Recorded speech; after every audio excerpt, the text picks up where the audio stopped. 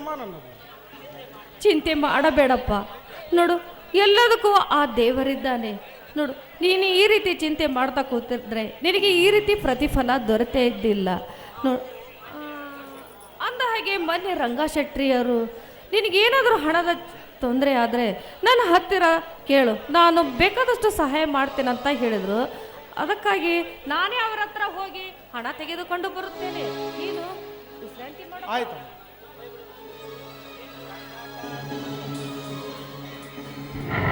ದೇವರೇ, ಇನ್ನು ನನಗಾಗಿ ಎಷ್ಟೊಂದು ಕಷ್ಟಪಡಬೇಕಾಗಿದೆಯೋ ನನ್ನ ತಂದೆ ತಾಯಿಯವರು.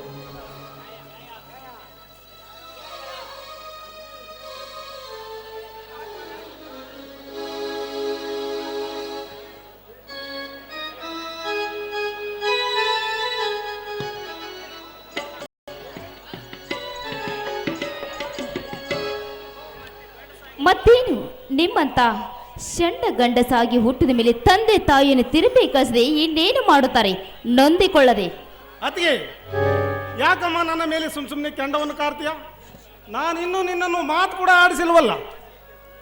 ನೀನು ಮಾತನಾಡಿಸದಿದ್ದರೂ ನಿನ್ನನ್ನು ಮಾತನಾಡಿಸುವ ಶಕ್ತಿ ನನಗಿದೆ.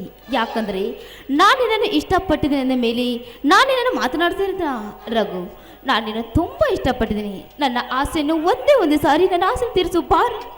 ಅತಿಗೆ, ಬಾಯಿ ಮುಚ್ಚಿ ಬಿಡಮ್ಮ ಸಾಕು. ನಿನ್ನ ಹೊಲಸು ಮಾತು ಕೇಳಿದರೆ ನನಗೆ ಈ ಮನೆಯಲ್ಲಿ ನಿಲ್ಲೋಕೆ ಬೇಜಾರಾಗುತ್ತೆ. ರಘು, ನೋಡು, ನೀನು ಎಷ್ಟೇ ನನ್ನನ್ನು ಚುಚ್ಚವಾಗಿ ನೀನು ಕೋಪದಿಂದ ಮಾತನಾಡಿದ್ರು ನನಗೆ ಕೋಪನೇ ಬರುವುದಿಲ್ಲ. ಯಾಕಂದ್ರೆ ನಿನ್ನ ಪ್ರೀತಿಯಲ್ಲಿ ಹುಚ್ಚಿಯಾಗಿ ಬಿಟ್ಟಿರುವೆ. ನಿನ್ನ ಜೊತೆ ಸರಸ ಸಲ್ಲಾಪದಿಂದ ಹಾಯಾಗಿ ಕಾಲ ಕಳೆಯಬೇಕೆಂದು ನಾನು ನಿಂತಿರುವೆ. ಬಾಕನು ಒಂದೇ ಸಾರಿ ನನ್ನ ಆಸೆ ಕಾಮನ್ ಮತ್ತಳಾಗಿ ಮೈ ಮೇಲೆ ಬಂದರೆ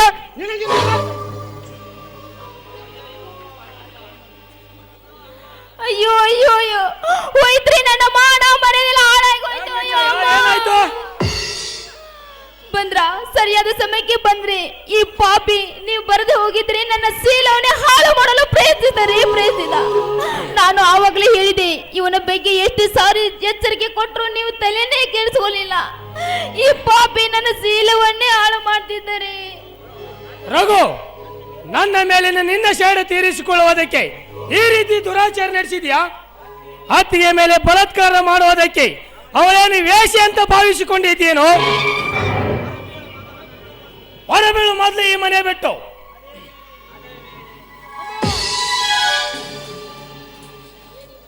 ಏನಿದು ಗಲಾಟೆ? ದಿಲೀಪ, ಏನಾಯ್ತು? ಇನ್ನೂ ಏನಾಗಬೇಕು? ಇಲ್ಲಿವರೆಗೆ ಅನ್ನ ಹಾಕಿದ ಅಣ್ಣನ ಋಣನ ತನ್ನ ಅತ್ತಿಗೆ ಮೇಲೆ ಬಲಾತ್ಕಾರ ಮಾಡಿ ತೀರಿಸುವುದಕ್ಕೆ ಪ್ರಯತ್ನಿಸುತ್ತಾನಪ್ಪ ಈ ನಿನ್ನ ಚಿಕ್ಕ ಮಗ.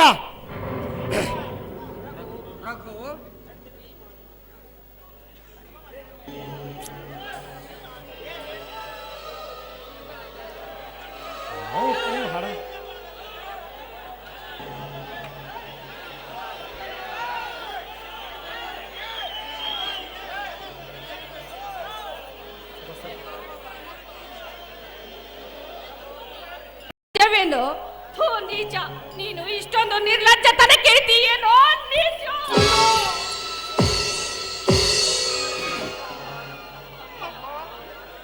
ಅಮ್ಮ, ನಾನು ಅಂತ ನೀತನಲ್ಲಮ್ಮ. ನಿನ್ನ ಪಾದ ಸಾಕ್ಷಿಯಾಗಿ ಇದೆಲ್ಲ ಕಟ್ಟು ಕತೆ ಅಮ್ಮ, ಕಟ್ಟು ಕತೆ.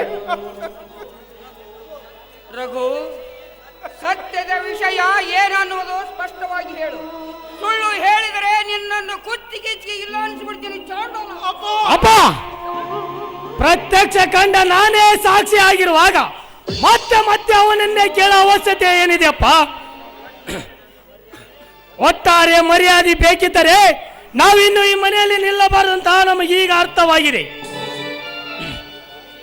ದಿಲೀಪ, ಪ್ರತ್ಯಕ್ಷ ಕಂಡರು ಪ್ರಮಾಣಿಸಿ ನೋಡಬೇಕಾದದ್ದು ಈ ಮನೆಯ ಯಜಮಾನಾದ ನನ್ನ ಕರ್ತವ್ಯ. ಒಳ್ಳೆ ಮನೆ ಮಾನವರು ನೀವು ಈ ಮನೆ ಯಜಮಾನರಂತಿದ್ದರೆ ನನ್ನ ಮರ್ಯಾದೆ ಇಂಥ ಮಟ್ಟಕ್ಕೆ ಯಾಕಪ್ಪ ಬರ್ತಿತ್ತು? ನನ್ನ ಹೆಂಡತಿ ಮೇಲೆ ಬಲಾತ್ಕರಿಸುವುದಕ್ಕೆ ಪ್ರಯತ್ನಿಸಿದ್ದನ್ನು ಪ್ರತ್ಯಕ್ಷ ಕಂಡ ನಾನೇ ಸಾಕ್ಷಿ ಹೇಳ್ತಾ ಇದ್ದರು. ಈ ದುಷ್ಟನಿಗೆ ಶಿಕ್ಷೆ ಕೊಡಕ್ಕಾಗದ ನೀವು ಈ ಮನೆ ಯಜಮಾನರು. ಥತ್! ಆ ಹೇಳಿಕೊಳ್ಳೋದಕ್ಕೆ ನಾಚಿಕೆ ಆಗಬೇಕು ನಿಮಗೆ. ದಿಲೀಪ, ಹಾಗಿದ್ದರೆ ನೀನು ಈ ದೃಶ್ಯನ ಕಣ್ಣರೆ ಕಂಡಿದ್ದೀಯೇನೋ? ಅಸತ್ಯತೆ ತಾಂಡವಾಡೋ ಈ ಮನೆಯಲ್ಲಿ ನನ್ನ ಮಾತಿಗೆ ಎಲ್ಲಿದೆಯಪ್ಪ ಬೆಲೆ? ಕೇಳಲಾರೆ. ಸಾಕು ಸಾಕು, ಮುಂದೆ ಮಾತಾಡಬೇಡ.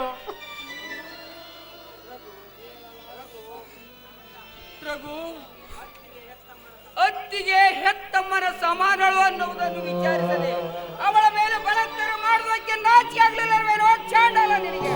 ಹೊರಬೀಳು ಮಗಳು ನನ್ನ ಮನೆ ಬಿಟ್ಟು. ಅಪ್ಪ, ಸಾರ ಸಾರ ವಿಚಾರ ಮಾಡದೆ ನನ್ನನ್ನು ಮನೆಯಿಂದ ಹೊರ ನೂಕಬೇಡಿ. ಸತ್ಯದ ಸಂಗತಿಯ ಯಥಾರ್ಥ ಕಲ್ಪನೆಯಾದಾಗ ನಾನು ನಿರಪರಾಧಿ ಅನ್ನೋದನ್ನ ನೀವು ಕೂಡ ಒಪ್ಪಲೇಬೇಕಾಗುತ್ತದೆ. ಇನ್ನೊಮ್ಮೆ ವಿಚಾರಿಸಿ ಅಪ್ಪಾಜಿ. ವಿಚಾರ ಮಾಡೋ ಪ್ರಶ್ನೆ ಮುಗಿದು ಹೋಗಿದೆ. ಸುಮ್ಮನೆ ನನ್ನನ್ನು ರೇಗಿಸಬೇಡ. ಓ, ಹೊರಬೀಳು ಮಗಳು ನನ್ನ ಮನೆ ಬಿಟ್ಟು. ಅಮ್ಮ, ಅಪ್ಪಾಜಿ, ನಾನು ಅಪರಾಧ ಮಾಡಿದ್ದೆ ನಿಜ ಆಗಿದ್ದರೆ ನೀವು ಯಾವ ಶಿಕ್ಷೆ ಕೊಟ್ಟರೂ ಅನುಭವಿಸುತ್ತಿದ್ದೆ. ಕುತ್ತಿಗೆಯನ್ನು ಕತ್ತರಿಸಿ ಅಂದರು ಸಂತೋಷದಿಂದ ನನ್ನ ಕತ್ತು ನೀಡುತ್ತಿದ್ದೆ. ಆದರೆ ಯಾವ ಆಧಾರವೂ ಇಲ್ಲದೆ ನನಗೆ ಸುಮ್ಮನೆ ಜಾರತನದ ಅಪವಾದ ಹೊರಿಸಬೇಡಿರಿ. ದಯವಿಟ್ಟು ಇನ್ನೊಮ್ಮೆ ವಿಚಾರಿಸಿ ಅಪ್ಪಾಜಿ. ರಘು, ಹೇಳಿದ ಉತ್ತರನೇ ಮತ್ತೆ ಮತ್ತೆ ನನಗೆ ಹೇಳುವುದಕ್ಕೆ ಇಷ್ಟವಿಲ್ಲ. ಅತ್ತಿಗೆಯ ಮೇಲೆ ಕಾಮದೃಷ್ಟಿ ಬೀರಿದ ದ್ರೋಹಿಗೆ ನನ್ನನ್ನು ಕ್ಷಮೆವಿಲ್ಲ. ನೀನು ನನ್ನ ಮಗನೇ ಆಗಿದ್ದರೆ ನನ್ನ ಆಜ್ಞೆ ಉಲ್ಲಂಘಿಸದೆ ಹೊರಬೀಳು ಮೊದಲು ನನ್ನ ಮನೆಯಿಂದ.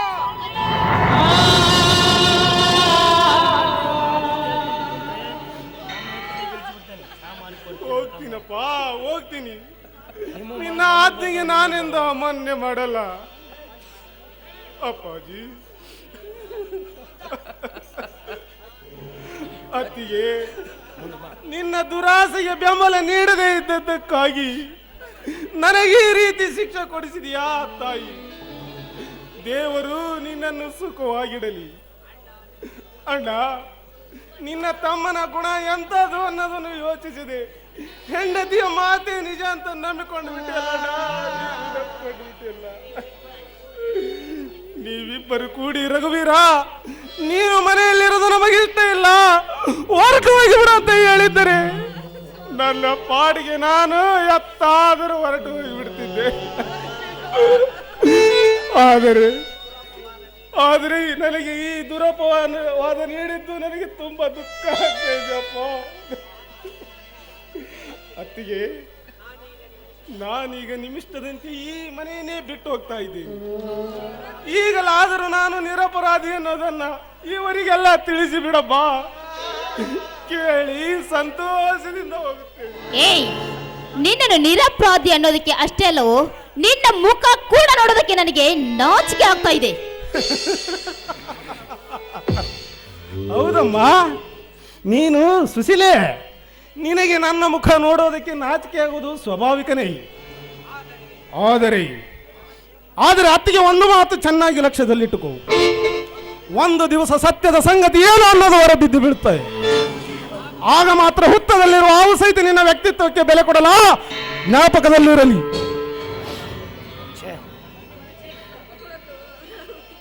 ಛೇ ರೀ, ಇವನ ಮಾತು ಕೇಳ್ತಾನಿದ್ರೆ ಎಲ್ಲರ ತಲೆಯನ್ನೇ ಕೆಡಿಸಿ ಬಿಡ್ತಾನೆ.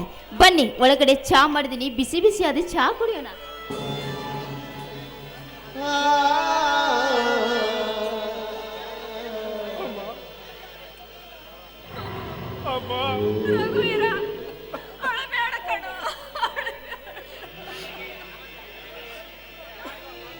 ಯಾರಿಗೆ ಏನು ಹೇಳಬೇಕೆನ್ನುವುದೇ ತಿಳಿಯದು.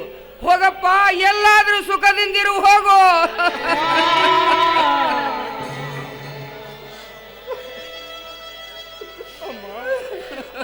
ನನಗಿನ್ನು ಈ ಮನೆಯ ಸಂಬಂಧ ಒಪ್ಪನೇ ಆಯಿತೇನಮ್ಮ. ಈ ಜೀವನದಲ್ಲಿ ನಿನ್ನನ್ನು ಇನ್ನೊಮ್ಮೆ ನೋಡುವ ಭಾಗ್ಯ ನನಗಿದೆಯೋ ಇಲ್ಲೋ, ಆ ದೇವರಿಗೆ ಗೊತ್ತು. ಬರ್ತೀನಮ್ಮ, ಆಶೀರ್ವಾದ.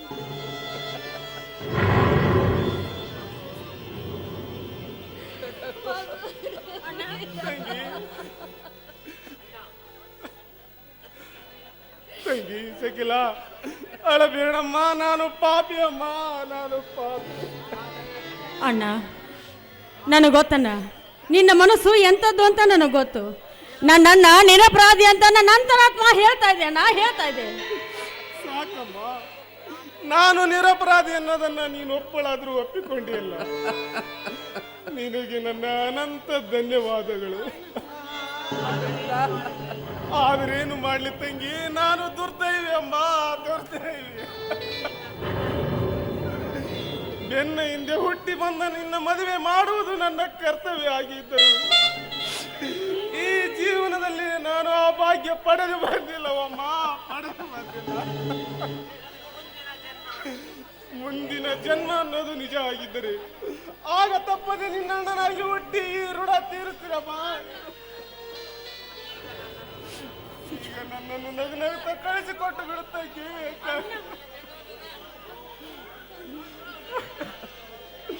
ಅಪ್ಪ, ಅಮ್ಮ, ನನಗಿನ್ನು ಈ ಮನೆಯ ಋಣ ತೀರಿದ್ದೀರಪ್ಪ, ಋಣ ತೀರಿತು,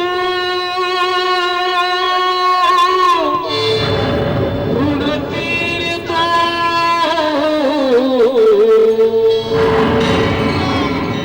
ಹುಟ್ಟಿದ ಮನೆಯ ಋಣ ತೀರಿತು,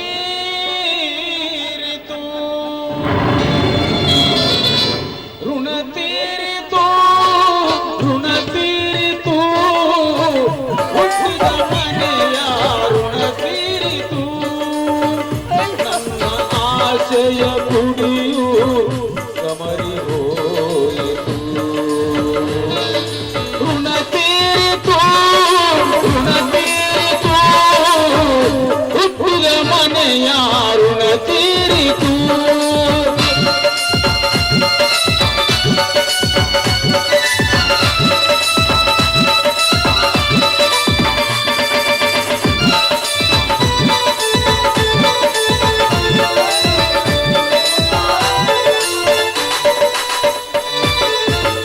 ಅಣ್ಣನ ಬಾಳು ಆದರ್ಶವಾಗಲು ಹಗಲಿರುಳು ನೀ ಶ್ರಮಿಸಿದೆ,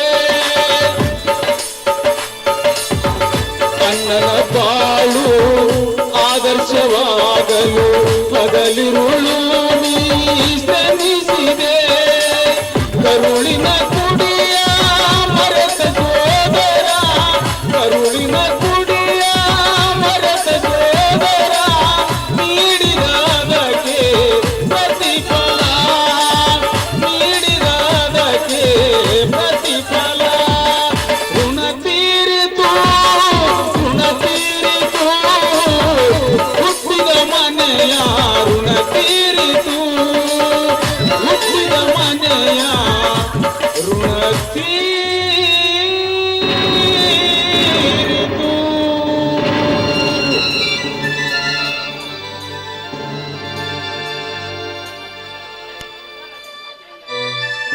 ನಾಟ್ಯ ಸಂಘವರು ಭಾಗ್ಯನಗರ ಅವರು 201 ರೂಪಾಯಿ ಕೊಡ್ತಾರೆ. ಕಂಪ್ನಿ ಮಾಲಕರು ಬಂದು ಸ್ವೀಕರಿಸ್ಬೇಕ. ಆಸೆ ಹಿಂದಿತು, ಬಾಳು ಬೇಸರಾಯಿತು, ಬದುಕಿನಾಸೆ ಹಿಂದಿತು, ಬಾಳು ಬೇಸರಾಯಿತು, ವಿಧಿಯೇ ನಿನ್ನ ವಿಕಟಲಿ ನಾನು ಸಹಿಸೆನು, ವಿಧಿಯೇ ನಿನ್ನ ವಿಕಟಲೀಲೆ ಎಂದು ನಾನು ಸಹಿಸೆನು, ಬದುಕಿನಾಸೆ ಹಿಂದಿತು, ಬಾಳು ಬೇಸರಾಯಿತು.